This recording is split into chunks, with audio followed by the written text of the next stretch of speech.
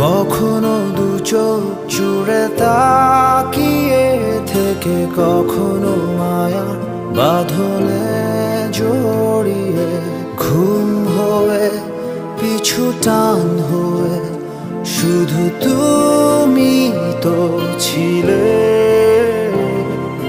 পথের প্রান্তে গাওয়া গানগুলো আর পুরনো খাতায় লেখা লাইনগুলো নীল হয়ে অমলিন হয়ে শুধু তোমাকে খোঁজে।